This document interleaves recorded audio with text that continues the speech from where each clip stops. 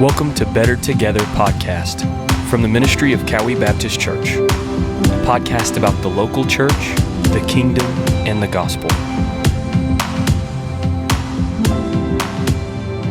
All right, well, welcome everyone to the first episode of the Better Together podcast. My name is Tyler Pendergrass. I'm going to host this podcast. We're pretty excited. This has been a long time in the making. Been kicking around ideas for this, so we're super excited to finally get things started. My guest that is with us today is a longtime friend of mine, one of my best friends, and is actually on staff here at Cowee. He is the worship production and technical director. Like I said, one of my best friends, Clark Dillard. Clark, what's up, man? How's it going? How's it going, man? Good. So to get things started, man, for those who don't know, why don't you just tell us a little bit about your story? Yeah, so I grew up here in Franklin, actually at Cowee. So my parents, had already been attending here. My grandparents, my dad's parents had been attending here, and so I've kind of been here my whole life and through season changes and through big moments. So, as a young kid, VBS, I kind of had this like answer a prayer out of fear of hell kind of moment, and was baptized and kind of walked through that. And then, just through youth ministry and just kind of God working on me and stuff like that, I began to lead worship with just a cool team and my brother kind of mentored me and some of the other guys through that. But when I was about 17, I was trying to read my Bible and I was having a hard time understanding it, and I was just praying and for the first time, the words started to make sense. And what happened is I became aware of like my sin and aware that when Jesus went to the cross, like my sin is what put him there. And so then I'm like in my bedroom and I'm 17 and I'm realizing, oh, maybe I'm not saved. And so I just pray to God, man. And in that moment, he just reveals how distant I was from him, but how I needed him to save me. And so get saved in my bedroom, fast forward a little bit, still in youth ministry, still like as a youth, not in youth ministry, attending the youth ministry here at Cowee, helping with the worship team. And then, I can't remember exactly the timeline, but I ended up coming on as an intern later, doing that for a season. That season kind of ending, I ended up moving to Nashville, Tennessee, and going to a school called Blackbird Academy, which is a live sound. Well, they have studio sound too, but I attended the live sound program. And so kind of went through that, worked in the industry for a little while, and just like lack of community and just lack of like consistency in my faith started to kind of wear on me. And I noticed some of the scary words. I noticed like some depression and some anxiety that was coming. And what long story short, it was years of a season, but what come to find out, it was this lack of community. So I come home off the road one time and just being back here and being around a D group that I've attended on Friday nights up at a buddy's house. Just kind of getting back into that, I had this realization of okay, yeah, I'm just not where I'm supposed to be. This is where I'm supposed to be, So I come home and do that. I start working for my uncle landscaping, and I'm like, I don't know what I'm doing, but we're gonna figure it out. Continuing to fast forward, I end up getting engaged to my long-term high school sweetheart, who we remained dating kind of this whole time, and then end up getting married. I come on staff at Cowee part-time first for a season through COVID, actually. I came on right as COVID starts.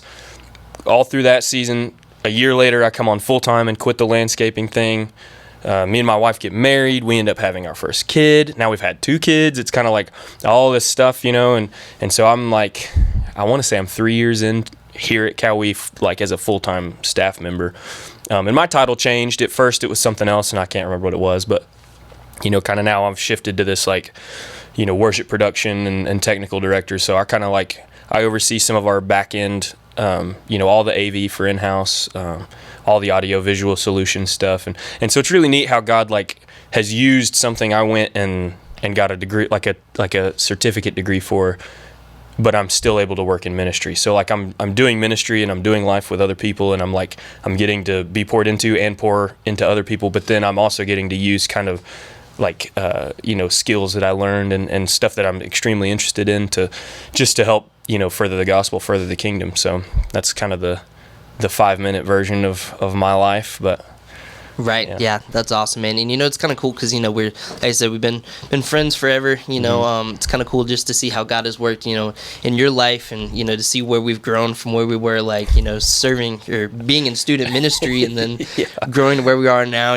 Husbands and fathers, and trying to serve in ministry. So it's just cool to see how faithful God is. And use broken tools like us for good things for his kingdom. So I just want to start out talking a little bit about the podcast. And like I said, it was a long time coming. We kicked around several different ideas about what we want to do, and kind of where I feel like I've landed. And I'd like for you to share some of your vision for it too going forward, is having conversations with believers in the church, talking about issues in the church, where we can grow in better relationships, try and help do this thing more effectively, to reach people. I'd like to have conversations about culture, things going on, how we respond to that as church in a, in a responsible way, how we can engage with culture but still keep our morals, and just really just use it as a tool to help believers, just really do this thing together, iron sharpens iron approach, and just do life with people. This is kind of what I'm thinking.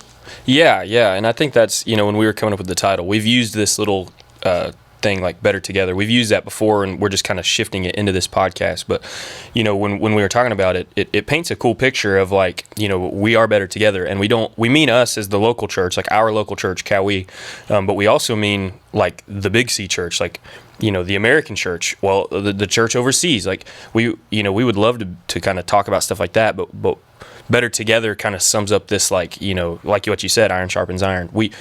There's strength in community, and that's why we gather every week, is because we need to come together and commune together and like worship God corporately, like as a group, and in the same way, throughout the week, we see the early church, like throughout the week, they lived life together, like there was no choice. You didn't go home and separate yourself and not be around these people. They were around each other all the time, and so this thought of having a podcast is not only a way for people to like learn more about who you are, learn more about who I am, because even though I'm on staff here, there's a lot of people in this church who probably are like, man, I don't even know that guy, Right. And it's like, I'm running around, I'm doing all this stuff, and so I think it's going to be neat. We're going to get to talk to other staff people, we're going to get to talk to people that aren't in staff or aren't on staff, like people probably don't even realize you're not even on staff. This is all volunteer for you. Right. Yep. So Tyler's clearly crazy. Those who are, no, I'm just kidding. But we're super thankful for a church that does have such an intense volunteer group. Like we're able to do what we do because we have faithful volunteers, and that's out of an outpouring of Christ and what He's done for us. That makes you want to come and volunteer. But yeah, that was kind of the thought of Better Together and stuff like that. So yeah, absolutely. And you can talk about the volunteer teams here too, and it sounds kind of cheesy because like everybody says it, but Cowee really feels like a family, because everyone's willing to help out in one way or another, and people really use their strengths, and our volunteer teams, I feel like we really mesh well together, and the leadership's great too. I feel like we're got a lot of good things going on. Absolutely. And just for podcasts, like I know you're a podcast guy too. I listen to quite a bit of podcasts, and it's just I'm thankful we're in a position where we're able to do something like this, where we can provide something throughout the week that people can listen to. Our good friends over at Snowbird, they have a podcast. I was listening to one of those this week, and the guy who hosted, Brody, he was talking, and this specific episode, he was saying he doesn't want it to be a sermon. He wants it to be more like a conversation, and that's kind of stuck in my head throughout this week. We just want to have a conversation, and hopefully, people listening can feel like or watching and feel like they're a part of the conversation, and that'll help us foster conversations throughout the week. In comment sections and things like that, we can connect with people in a different way. So. Something else I wanted to talk about. So I know during COVID, you mentioned that coming on during that. We definitely in the church as a whole saw an expansion of technology being used, and the way that we reach people had to change, pretty drastically overnight. So what was that like? Like you said, you were coming on during that time, trying to navigate reaching people on technology. Is your main purpose? Yeah, it was wild, honestly. It was like, and it, because it was something we've never seen before, and we have governments telling us that we can't gather, or that if you can gather, it was small groups, and so we're like, okay, well, obviously our church was bigger than these allowed groups, so we're like, well, what are we going to do? So we start kind of scheming, if you want to say, but, coming up with ways, and also like still wanting to keep community, but like put out videos or put out live streams where people can come together in comment sections, and that's really what it became. The church for a little while was comment sections.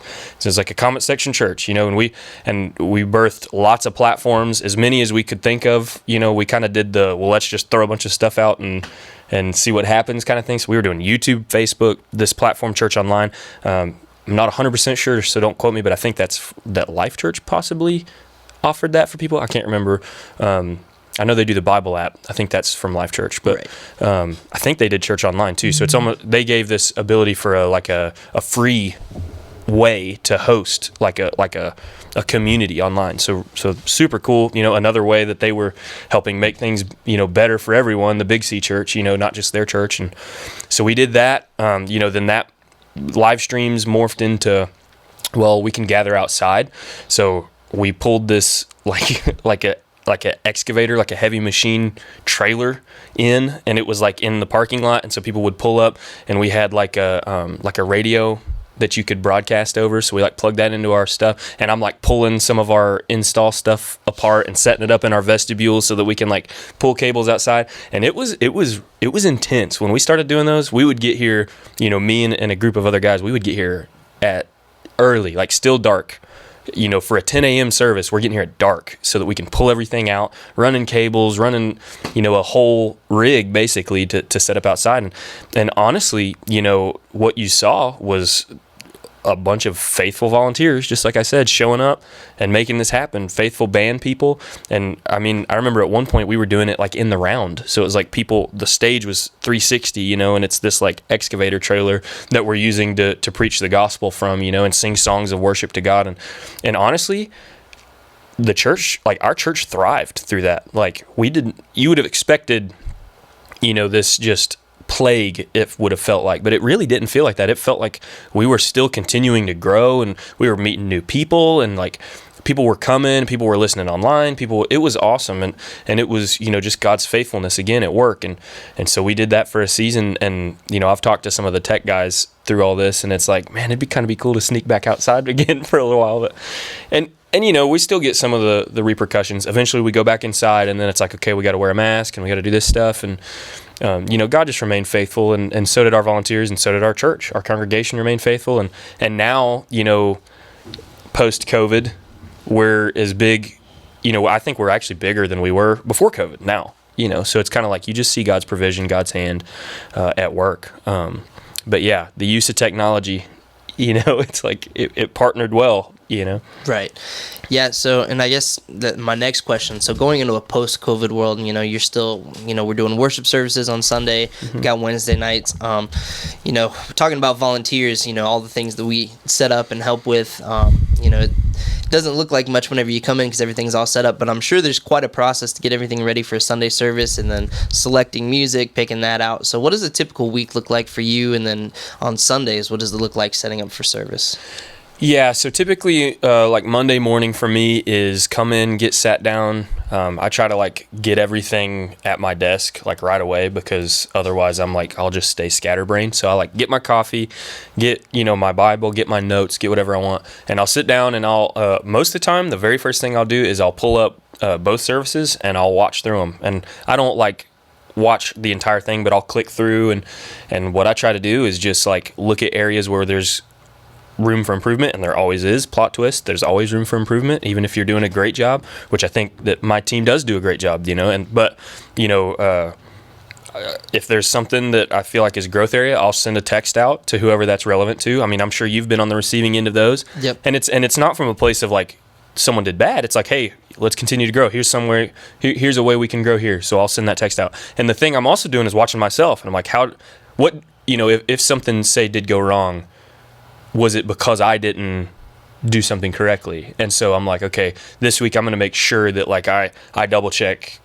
I'm just going to use an example. This isn't a real world one, but make sure I double check that the batteries are good in this certain thing, so that it's not going to fail. And then a volunteer isn't frustrated because it fails on him and he's trying to volunteer. So I have that mindset. So I watch through those. get kind of my work done. I have my actual work done. And then I shift into planning mode. I try to get planning mode done on Monday because my goal is to give the volunteers as much time as possible with as much information. And, you've heard the term knowledge is power. And I kind of just, I use that as kind of my motto, because I like to know, I'm a very I like to know what's going on, I feel like I can really make a difference if I know what's going on. And so I think that my volunteers feel the same way. So I just get as much information as possible, as much of the service as I can go ahead and plan. I go ahead and plan, and my leadership kind of gives me that role to a degree. So in one of the services, I have kind of a little bit of that task of okay, this person's going to do a welcome, this person's who's closing, we're going to do this stuff at this time, basically. And so I try to go ahead and plan all that out. And, through prayer too, I'm praying through these songs, and us at Cowee, we take songs very seriously. The songs we sing, we understand that these songs that we sing are stored in our heart, and so we need to make sure the songs we sing are true about God, true about who He is, true about what He's done for us, and are worshipful to Him, and so it's kind of, those are my criteria for a song, and so I'll use those, and then I'll try to theme as well. So another thing we're doing is our services need to model the gospel. There needs to be this gospel, we call it a gospel arc, of a service. So we want to first recognize how holy God is, so we do announcements right at the beginning, try to kind of get those out of the way, because it's important to church business, but it's not important to worshiping God. So we kind of do the announcements first, get that done. And then we do a call to worship. It's kind of this okay, it's time to worship. So we read scripture, because how do we know how to worship God? The word. That's how we learn about that stuff. So we do a call to worship, and then what I'm thinking through with song choices is the first song is going to be some sort of God, you're this, you're holy, God, you're worthy, God, you fought our battles. We don't fight battles from a place of really, we don't fight battles. God fights our battles, and we just bask in the victories that He's already won. And so we'll sing about that. Well, then we'll sing about what He's done for us, and then we'll just continue in singing how great He is, or something like that. That would be how I would pick normally we do 3 songs, but about 2 songs in, we'll usually stop and do a corporate time of prayer. And the thought there is kind of this confession time. And I don't mean confession get up there with a microphone and confess that you were prideful this week. I mean confessing that we can't do it. It's okay, God, we need you to come. Even our worship services, we need you to lead us in this, because even worshiping you, if you just leave us to our own devices, we're not going to do it right. We're going to eventually morph into worshiping ourselves. Speaking of Snowbird, I think it's Brody is who I heard say this. He said, you don't drift towards holiness, For sure. So it's kind of that thought of God, come, be here, be with us, and just help us to worship you. It's teach us more about you so that we can worship you, and so we'll do that. So I'll pick the songs. I'll get my planning sitter stuff up and going. I'll get notifications sent out. I'm sure they're annoying for you guys that receive them every week, but get my planning center stuff sent out. And my goal is to have that done before noon on a Monday. I want to have planning center done.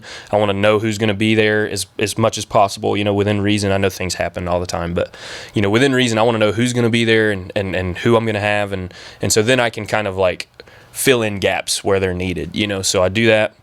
Another thing is printing off and just prepping. So going down, prepping the stage for who's going to be there, because it changes depending on who's going to be there. But yeah, so I'll try to do all that on Monday, so that it's okay, we have the whole week, now. And for musicians, it's okay, we have the whole week. If we're going to learn a new song, I'll give that to the musicians sooner than a week. But that's kind of my thought there. And then once Tuesday comes, then it shifts, and so then I go to now. Here's my fix things. You do that kind of mindset of if something was wrong, I'll go fix it, But Monday I really reserve for this get the week kind of sketched out, planned out, answer emails obviously, because that's always what you got to do. But yeah, for sure. Kind of planning the week. Is that kind of what you meant? Yeah, Okay. Yeah, for sure. Yeah, and kind of touched on some things, for the selection of music. I think that's something that gets overlooked sometimes, because music tends to just get thrown in a box in this label, like, oh, this is Christian, so it's like, cool, it's a Christian song, they mention God, they mention Jesus, so it's fine for us to just get up on stage and sing it. And that's not always the case, and I appreciate your heart where you're at, making sure that music is theologically sound that we're going to sing, because if we're gonna praise God, we want to make sure that we're praising him for the correct attributes, because if we're praising him for something that he doesn't necessarily do, then are we praising God, or are we just talking out loud? So I appreciate the seriousness you take that. So what kind of music are you into whenever you're like I know there's the music you set aside, but what would you listen to? What do you say are some artists that would fall in that category that you like, that it's beneficial to listen to? Yeah, so I would say my favorite overall is the Shanes. So Shane and Shane, and then kind of out of them, Worship Initiative is kind of their project, but it's more artists. They're like, honestly, they're my big go-to, and they sing songs from other people. So it's kind of like, okay, you can pull in some of these, like a Phil Wickham or these other people that they sing. But honestly, we keep it really small. We don't sing a lot of these bigger churches, just out of, it's kind of like we have this local church, and it's like what's good for, I'm not even going to mention names, but what's good for X mega church isn't necessarily what my local body needs, Right. And so we just, that's really the big thing is like, is the song theologically accurate, and is it true to Scripture? And again, is it worshiping God? And it's like those are the things, and there are people that we just don't sing. Like there are churches that we don't line up with, and it's not a secondary issue, it's a main point issue, and so we're just like, okay, well, we're just not gonna sing those songs, and the reason we don't is because if a person comes in here on a Sunday, and especially like a new believer, and we sing some song by somebody, even if the song may be good, but the team that they're associated with we may not love, or the teaching we may not think is good or edifying to listen to, if they hear that song, they're going to go listen to that song. Well, when they listen to that song, they're going to see where that church is. Well, now they're going to go listen to that sermon, and so it's this kind of road, and you can't chase everything down because our world is crazy these days, sure. And it's like, and it's getting worse, it's getting harder to chase this stuff down, but to the best of my ability, what I want to be able to say is that I tried my best to pick songs that were from people who are Jesus believing Christians who line up with Scripture and are singing songs that are the same. And so it's kind of like that's our heart, that's the church as a whole's heart. And I'm not the only person who picks songs. We have another person who picks songs, and I think that is, that person's heart too, is kind of this, we try to be really careful about what we do, and that comes from leadership too. Like I got to this place because of our leadership. Our head pastor Jason, he's very serious about this kind of stuff, and it's because it needs to be serious. It needs to be taken seriously. Like, not to say that his sermons aren't like something that grab you and stuff, but like you'll notice when you go home, you're probably not like going and saying whatever quote, and maybe you are, but you're also probably what's stuck in your head is the songs we sang, because that's just right. Music is that way, and humans react to music that way. It's easy for us to pick up on, and melodies are powerful things and help us remember, and they get stuck in our head and that kind of stuff. So it's such a serious thing, and it feels like the church, like what you said, not everyone, but some churches are just kind of like, well, yeah, if it's on the radio and it has a God theme, then it's okay. And it's kind of like, well, we want to take seriously our worship times. You get an hour a week, essentially, right, for worship time. We want to take that seriously. So yeah, I would say the Shanes, Worship Initiative, those are my big ones. I like some other churches too, but I would just listen to them if it was me. Right. That's what I play. But yeah, love those guys. Love their heart. So. Awesome. Yeah. They're solid dudes. I've seen them. I think I've seen them once at a conference one time. Mm-hmm. They were really good. Yeah.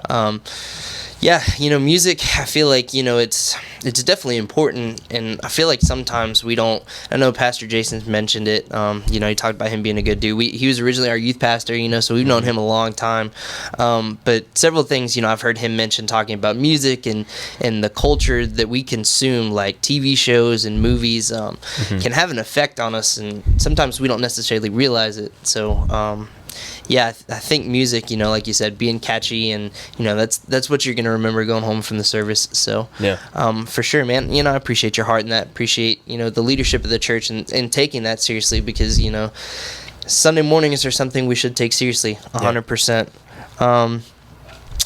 Yeah, man. So where are you at in the scriptures this week? So I'm in a couple places because I'm in a couple of different groups, but I'm in the Corinthians, the First Corinthians, but Nice. Around.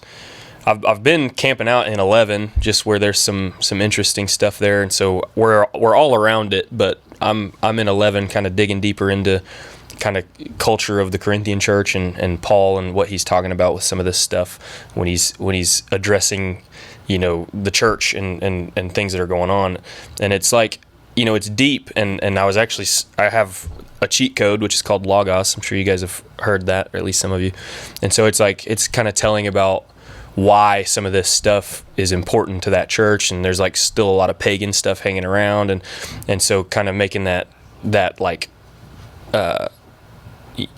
what word would you use? Making that kind of distinction, because we want to make sure that when we worship God and when we come and pray to God and do these different things and have worship services, we're not using themes of other religions, because it's like we don't want to even come close to pointing to something else, because God is the only God. So we want to make sure that it's Absolutely. like, and so I think that's kind of the heart and intention behind that chapter is kind of, let's make sure that we're drawing distinct lines about who our God is and how we worship him, and so, yeah, I've kind of just been really loving that, and we're in Hebrews in a different night, and again, we've gone past this chapter, but it's like I'm stuck on this thought of Hebrews 12 of like running the race with endurance, not because our endurance is found in ourselves, but because Christ ran the race with endurance and finished well, and so now because he did that, there's reconciliation with God for us, and so now we can look to the scriptures, but mostly look to Jesus and find encouragement in him. It's like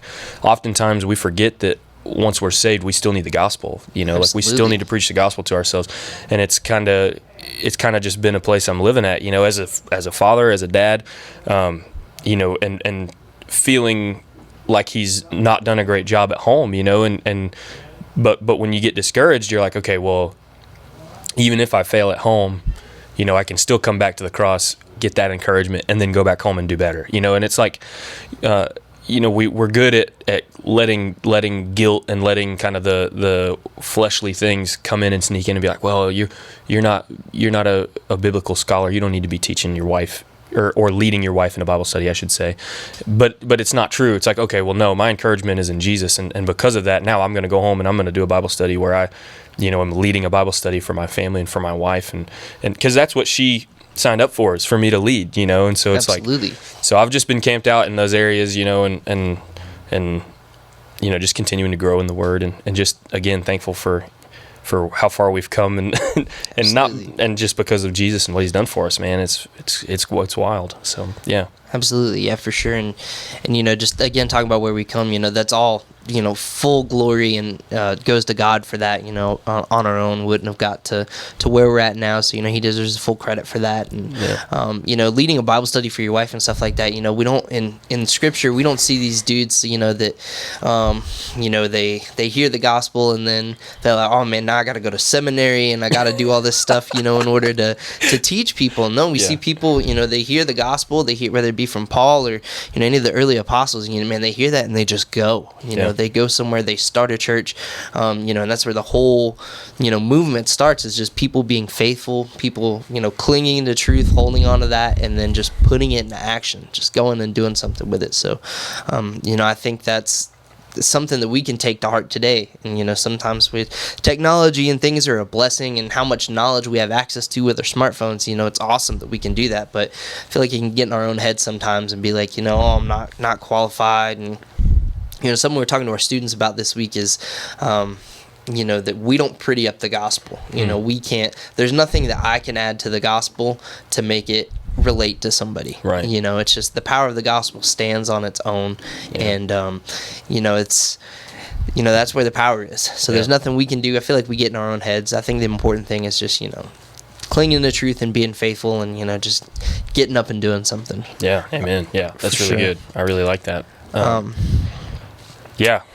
Yeah, man. So so I guess my last thing, man, is I think we're getting a little close on time. Is just how can we be praying for you in your ministry that you're doing here? Yeah, just if you would just continue to pray for me and my leadership and my digging in the Word, and then just pray for just God to continue to be glorified in our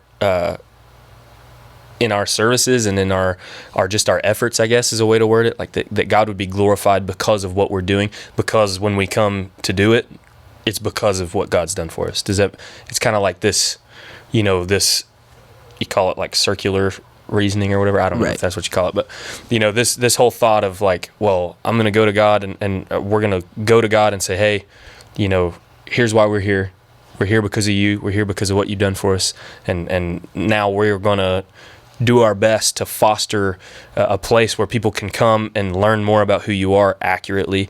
And our desire, our hope is that they would be transformed by the gospel and that they would become saved. And again, we understand that that's only that's God's piece of the puzzle, but we are to preach the word and we are to do our best to do that. And so let's pray that technology can come and be a uplifting piece of that, but doesn't get in the way of that. That's kind of the piece. It's like if there's a tagline for this, for my own well-being, it's like worship production and tech, where it falls in it's kind of what you said earlier. It's like if you don't notice it, that's perfect. That's what we're going for. It's like if you don't notice it, that means everything went well. It's like we want to bring it, needs to just support, but then what needs to be seen, what people need to leave thinking is, wow, the gospel was preached and sang about today, and everything else supported that. Right. So yeah, that's my heart. That's my prayer. I think that's my whole team's prayer. And so, yeah, man. Awesome, man. Yeah, that's for those maybe listening that have been in a sound booth type thing when something goes wrong and everybody turns and looks back. That's not a great spot to be in. So, right. But yeah, man, that's just awesome. Leaving a service and not worrying about the music, the service, the lights, just focusing on the gospel and how that can apply to our life throughout the week. So, yeah, good stuff. I appreciate it. The podcast, I'm excited. I'm thankful that, you were a part of the first one. We were able to do this together, and, it's just ask for prayer from people going forward. Pray that, God will use this as a tool, for his glory, and can affect people in some way. So, yeah, man, I love you, brother. I appreciate you. I'm glad you're here for it. And, yeah. Sounds good. So, yeah, man. If you just, if you enjoyed this podcast, or if you're interested in more resources, learning more about Cowee Church, and what we got going on here, you can visit us online at www.cowee.church. Any feedback or suggestions, please. We've got comment sections. You can reach out to us online through Cowee Church as well. We'd love to hear from you. And if you enjoyed this, man, share it with your friends.